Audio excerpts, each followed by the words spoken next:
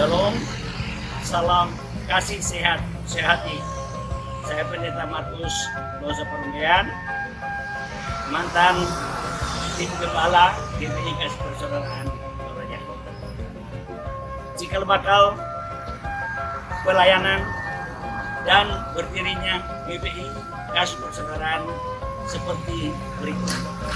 Saat itu Ibu Mary Hartanti dari Solo mengadakan KKR seminar di Rantepao, khususnya di Hotel Misiliana, membahas tentang kebenaran, pertobatan, lahir baru, baptisan, karunia-karunia roh, dan seterusnya. Saat itu saya merespon firman Tuhan dan saya memberi diri untuk dibaptis secara selam, dan hamba Tuhan Mbak Ina memanggil pendeta John Lee Bongker untuk melaksanakan baptisan itu di kolam Hotel Misiliana. Beberapa menit keluar dari kolam baptisan, maka kuasa mujizat terjadi. Saya bisa berbicara kembali yang sebelumnya kurang lebih 3 bulan saya bisu.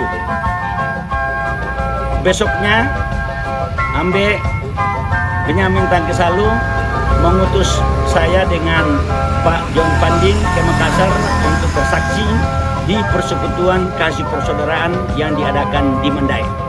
Dalam perjalanan antara Maros dengan Makassar, karena suasana hati dalam doa penyembahan, dan tiba-tiba roh saya dibawa ke Hotel Misiliana.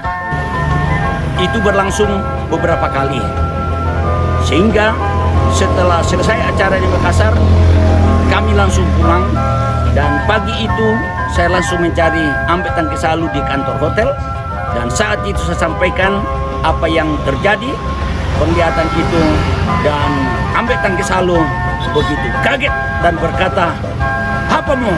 Kata pegau, apa yang kita akan buat?"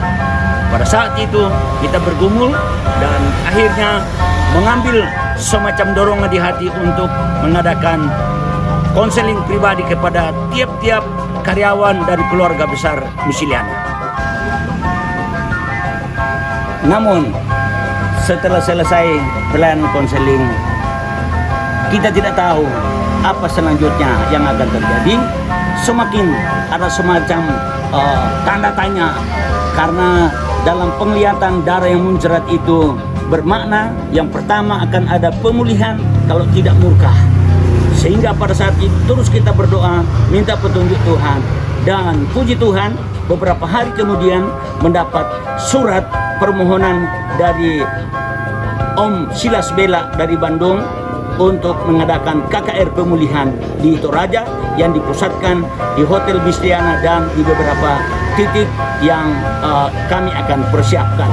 Dalam KKR itu terjadi mujizat, kesembuhan ilahi, macam-macam karunia, dan tentu banyak yang menyerahkan diri untuk menggenapi firman Allah karena bertobat dan dibaptis. Setelah peristiwa lawatan Tuhan itu, maka kita mulai mendapat teror dan intimidasi karena kita dianggap sebagai kelompok yang masuk dalam ajaran sesat, sehingga hampir setiap hari kita harus diperhadapkan kepada sidang-sidang dari tingkat sinode sampai bupati, kodim, dandim, dan kejaksaan. Lalu kita akhirnya ingin mencari solusi supaya kita juga merasa sah di bawah satu organisasi. Bahkan sebagai tindakan-tindakan yang betul menekan pada waktu itu, beberapa di antara kami, antara lain Ramos CS, akhirnya ditangkap dan disel oleh karena hal-hal yang dituduhkan bahwa kami sudah menjadi kelompok sesat. Sehingga satu saat kami mengadakan puasa minta petunjuk Tuhan di Hotel Misiliana dari kelompok kita. Pada saat itu mendapat penglihatan, melihat hamparan laut, dan akhirnya muncul sebuah kapal yang baru dan ada tunas di depannya.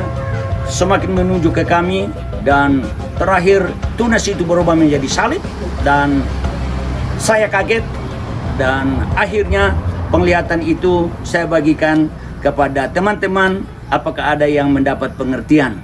Dan ternyata pengertiannya itu dikatakan bahwa hamparan laut itu adalah dunia tempat kita berada, sementara kapal baru itu adalah wadah yang dibutuhkan, yang akan mengumandangkan, mengedepankan tunas kebenaran dan berfokus kepada karya Kristus, salib Kristus itu.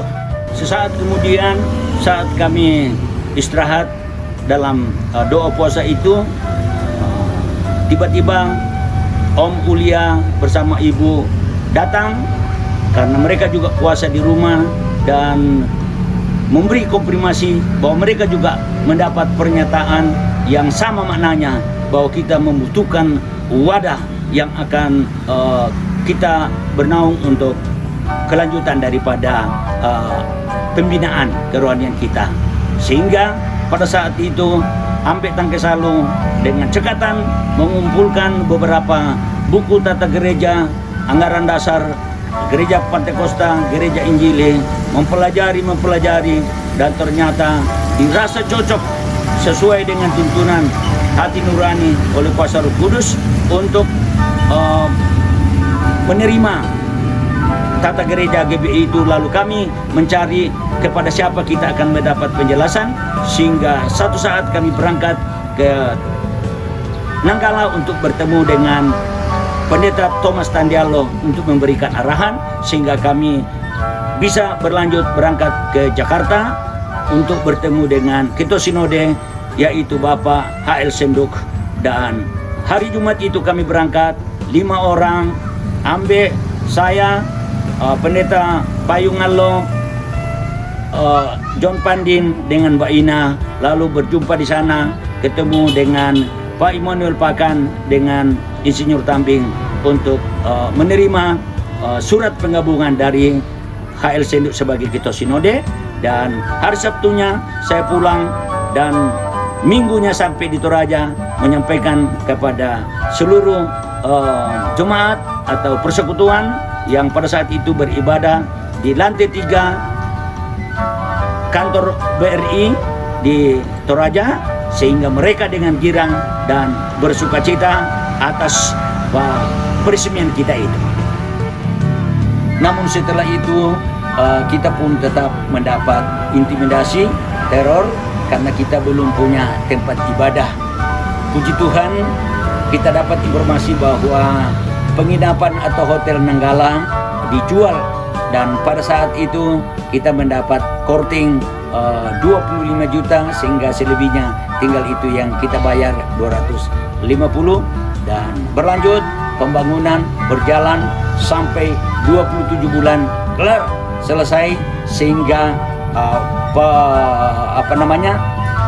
peresmian gedung kita itu dilaksanakan oleh Ketua Sinode pada saat itu Bapak Pendeta Dr. Yakub Nahuai, yang didampingi oleh Bapak Kapolres Tanah Toraja, Bapak Tarsis Kuadrat.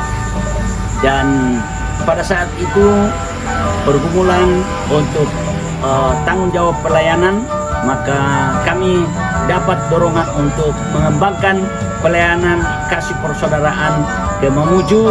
Dan puji Tuhan, di Mamuju sudah terbuka 40 titik jemaat, dan harapan ke depan untuk GBI Kasih Persaudaraan tetap pelihara kasih persaudaraan, dan biarlah semakin menjadi mercusuar untuk menyatakan kasih dari Kristus yang mempererat kita satu dengan yang lain.